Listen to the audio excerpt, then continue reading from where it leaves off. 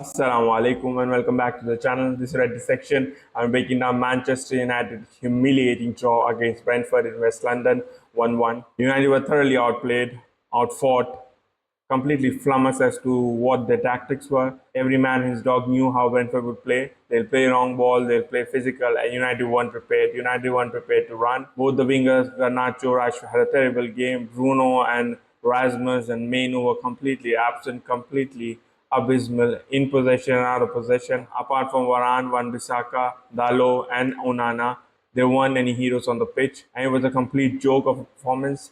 Brentford thoroughly deserved to win it outright with 3 or 4 goal margin easily. United were about to rob them blind. It would have been a midnight crime. Justice was done, partially so, and Brentford equalized right after United scored the goal. Mason Mount, who also contributed well when he came on the pitch. But overall, United are completely rudderless. They're completely clueless, and Eric Ten Hag must go. Coming to statistics, and it's a crying shame. United conceded 81 touches in the box, 31 shots on the goal. Since February 1st in the Premier League, they're the worst side in terms of conceding shots at goal. It's around 181. The second highest team is Luton, and they are at 166. So this is completely unacceptable. This is completely unbecoming of a Manchester United team.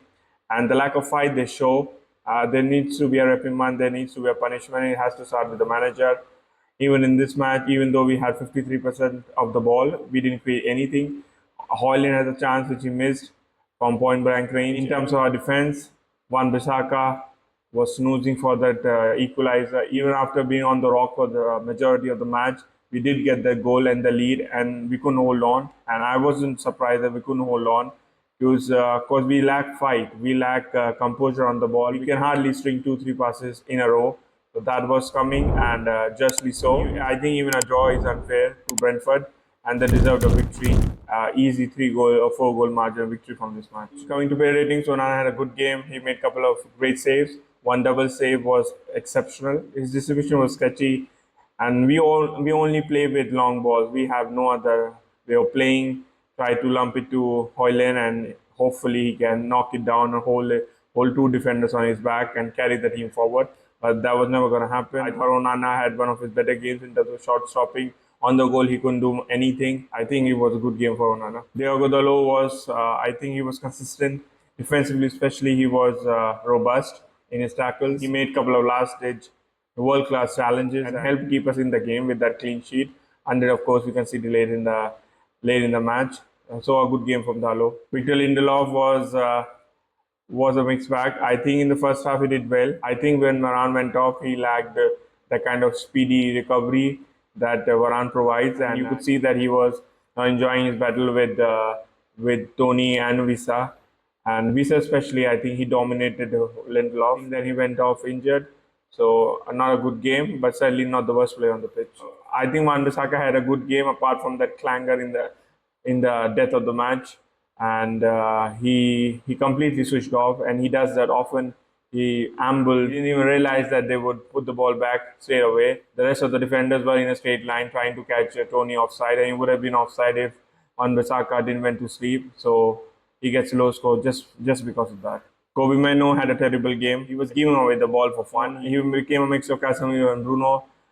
He was off the pace. He was completely manhandled. Both he and Ireland, I thought, looked premature in terms of their physical development, and they looked like boys against men, and they were completely ragdoll, and a bad performance of Meno. Scott McTominay played his usual self, non-existent, really invisible, just giving away stupid fouls, not covering his defender, not having any clue about how to mark a man on set pieces or defend in open play. Another clueless performance with McTominay. And the sooner we can get rid of him and the likes of Rashford and Bruno, I think we can start that resurrection. And until that happens, I think we're going to see this kind of performance on repeat. Alejandro Garnacho had one of his worst games. He was hooked off just after halftime, around 60 odd minutes. He was non-existent as well. He didn't contribute anything to the match. Just didn't look physically ready for this kind of fight, this kind of battle on the pitch, physical battle. And he lacks those kind of physical attributes as well. Technically, he's deficient, but physically also, he doesn't have any kind of raw pace, or he's not rapid at all. And physically, in terms of strength, he's quite short. against defenders like Brentford had, over 6 foot tall and really fast players, and I think he struggled. Bruno Fernandes was captain abysmal. He was, apart from Rashford, would have been the worst player on the pitch, but he was saved by Rashford, who couldn't be bothered to run. At least Bruno runs mindlessly, but he does run. I think he was involved in that goal that Mason Mount scored, and he's usually involved in all the goals we score, but he's just not good enough. With him in the team, we're never gonna win any kind of championship or any kind of big trophies with big ears. So he needs to go as well. Marcus Rashford, this just needs to end. It is painful to watch. It's excruciating to see him just amble, loiter without any concern or care in the world for the team, for the badge on the front of the shirt. He needs to be booted out of the club and given his pink slip. Completely clueless, completely gutless performance from Marcus Rashford. After that fortunate goal, that equalizer against Liverpool, I thought that he would, take it in his stride and trying to bring more oomph, more power, more commitment to the game, but that wasn't to be. And the ship has sailed with Marcus Rashford. And I think United just needs to get rid of the virus that he is. Rasmus Højlund was completely ragdoll, manhandled, really abused, physically abused on the pitch. Our referee wasn't giving him anything, and he wasn't helping himself anyway. I thought his touch was shoddy. His overall game in open play was shockingly poor. I think he hasn't recovered from that injury layoff. I think he hasn't gone back into that match rhythm, and his technique is quite deficient in these kind of matches. It is exposed. I think there was space to exploit on the counter attack, but he wasn't even confident enough to race against their defenders. And all through 90 plus minutes, he was physically dominated. It is a steep learning curve for someone like Højlund. I think this would be a reality check for him and his manager. Coming to substitution, Harry Maguire came on in for Varane, who got substituted during halftime because of injury possibly. I thought aerially he was decent, but obviously his severe lack of pace had us in trouble on every long ball over our defense. He knows his limitation, and this is apparent for even his fellow defenders. They can see the trepidation on his face when someone like Mbomo and Tony are running against him. He made some last-ditch clearances, which was good. Overall, I think he's just not good enough for Manchester United. Anthony came on in for Garnacho. I thought he was better, certainly better than Garnacho. He brought a little more composure, had a good shot at the goal. He was definitely involved in that goal that Mason Mount scored. Overall, he did better than Garnacho did, especially in possession.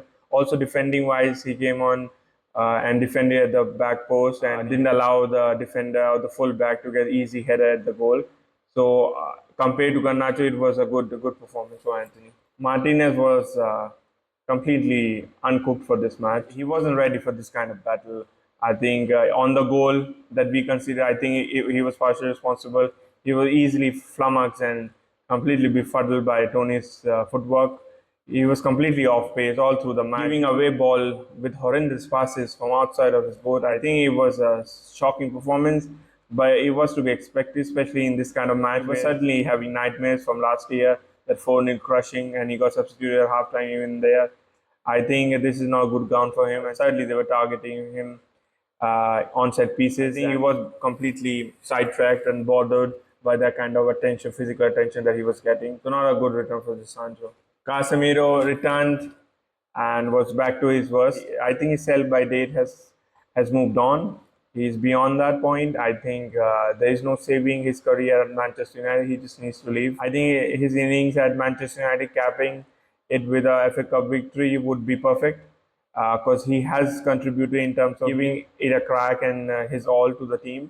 But he's just not good enough. There's no more juice left in him. And even today, he was off pace. He was run ragged, gave away mindless fouls at the edge of the box, and wasn't there when we were supposed to defend that goal that we conceded. He should have been there. Defender has a clear shot within a 6-yard box, and he wasn't there. And all through his appearance, I thought he was completely overran, frequently over muscle, and completely pushed off the ball. So not a good appearance for Casemiro. Mason Mount, I thought he looked bright. He looked committed. He had more aggression, certainly more than Rashford did. And he got his goal, his first goal for Manchester United. Well taken goal. There was pressure on him, and defender was trying to bring him down, and he took it well on his left foot, and was a brilliant finish. And I think he certainly will give him a lot more confidence. Just like Ahmad, Ahmad will be back for the next match. But Mason Mount certainly did more than the likes of Bruno and Scott McTominay. And it's a quandary because I don't think he's good enough to start. But with the quality that Bruno and McTominay have been showing for last 2-3 seasons, and we know that their ceiling, and they're never gonna improve beyond a point. But then Mason Mount, he certainly has no more to offer in terms of he hasn't given us anything yet. He hasn't even played uh, any kind of decent amount of minutes. So I think he should be given a crack against Chelsea, against his former club. If it isn't too emotional of an occasion for him, I think he should start in that match. It was a shocking, nightmarish performance on the night, but it wasn't surprising. No one would have been surprised or shocked by the performance, and no one would have even batted an eyelid if we had won, because that's how we've been winning for the last 18 months under Erik ten Hag. We completely lack any kind of control on the match. Physically, we are outfought. We are not good at pressing. We are not good at passing. We are not good at any kind of structural defending. We rely on last-ditch clearances and tackles, and we rely on moments of brilliance from certain players who couldn't be bothered to run for the rest of the match, apart from that moment of brilliance. So that is the country we are in. That is the conundrum we are in. The manager has to be the first to be sacrificed for sure, but the rest of the squad needs to be trimmed down as well. There needs to be a lot more fresh blood, committed, passionate for the team, for the badge on the front of the shirt, and really bothered and and really committed to the name at the back of the shirt. Because the players here aren't bothered for either, and they're not fighting, they're not running, they're not jumping for the ball or the headers. They are second to every 50-50. It's just not good enough. It's just not good enough for any side in the Premier League, let alone a hallowed club with history such as Manchester United has. The name itself demands that kind of commitment, that kind of quality as well. We are at this point that we are lamenting the loss of players like Fred, who weren't technically good enough for the club, but they used to fight for everything. Even physically, they would be dominated, but still they'll never give up. They'll keep running, keep pressing. We are left with the likes of McTominay, Bruno, and Rashford. And that is a travesty, and that is a travesty that was signed off by Erik ten Hag, and the demolition job, the devolution under him has to stop, and the buck will always have to stop with the manager. He should be released from this merciless job, and it would be merciful to just snap it right off and just let him go on to greener pastures. He's just not good enough for this club, and he might not be good enough for the Premier League as well. We'll wait to see whether he gets another job in the Premier League. But for now, he needs to go. Thank you for joining in and sharing our pain on such dire performances. We'll be back with the Red Prep show for the Chelsea game. Please join us for that. Until then, take care, do good, pray for Palestinians and all the oppressed people all across the globe. Assalamu alaikum.